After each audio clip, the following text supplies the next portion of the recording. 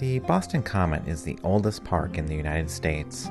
Its founding is celebrated via this 1913 memorial tablet. On it, the marker describes how the surrounding lands of 50 acres were established for common use, thereby creating a park for the enjoyment of all.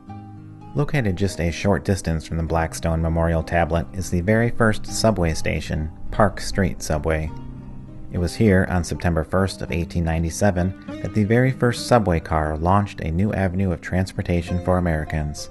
The reminders of this historic event are a bit subtle as they are solely recognized via this somewhat dilapidated historical marker on the back of the subway exit nearest Tremont Street. The Boston Common, in addition to being a popular destination for families to relax in, also contains an abundance of monuments and memorials throughout. The Brewer Fountain, one of these monuments, was a gift from local wealthy dry goods merchant Gardner Brewer. The fountain contains the sculptures of the god of the sea, Poseidon, and his wife, Amphitrite, along with the tragic lovers of Greek mythology, Acis and Galatea. Along the northeastern edge of the Common is a tributary memorial dedicated to Robert Gould Shaw and the 54th Regiment. You may have seen their tale told via the 1989 Matthew Broderick film, Glory. This work, often considered one of the most impressive in all of Boston, is by Irish-born sculptor Augustus Saint-Gaudens, whom spent 14 years completing the high-relief monument. On this 11 by 14-foot monument, you see Colonel Shaw astride a horse, leading 3 rows of his troops. In closer inspection of these troops, you will notice how each figure is unique and incredibly lifelike. The reason for this is that Augustus utilized 40 men as models for the figures. Not only that, but he apparently had a horse tied up in his studio so as to model for Colonel Shaw's mount.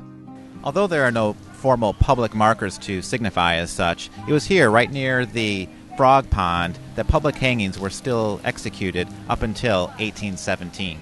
Of course, we all know the tales of the famous witch hangings in the 17th century, although only 2 women were hung here in the Common for that particular crime. Perhaps the most gruesome aspect of public hangings was that afterwards the body was left dangling as a reminder to all of the punishment for crimes performed. The body would remain hung while decomposing until either the stench became too overpowering or a family member came back to rescue the body to be buried. If family members were caught doing this, however, they themselves faced severe punishment. The original great elm that resided here blew down in a storm in 1876. Located along the western edge of America's first park is the site of the very first public garden in the United States. The Boston Public Garden was created in 1837 when the city granted a man by the name of Horace Grant, a former Supreme Court justice, the right to develop this landfilled area. Its earliest roots, if you'll pardon the pun, trace back to Mr. Grant's camellia collection, as these were the inaugural plants placed within the garden. While strolling through the public garden, you can learn about the plant life and types of trees by inspecting markers placed discreetly on each one. These trees hanging over the water, for instance, are weeping beeches. Also scattered throughout the gardens are some magnificent works of public art. These include the likes of the George Robert White Memorial by famed sculptor Daniel Chester French, the Ether Monument, and the 38-foot-tall George Washington equestrian statue, which graces the park's entrance along the Arlington Street side entrance. This was the first equestrian statue in all of Boston. Along Washington's left side is his scabbard, and within his right hand is a sword which has been known to disappear so often that a stock of spares is maintained by the city.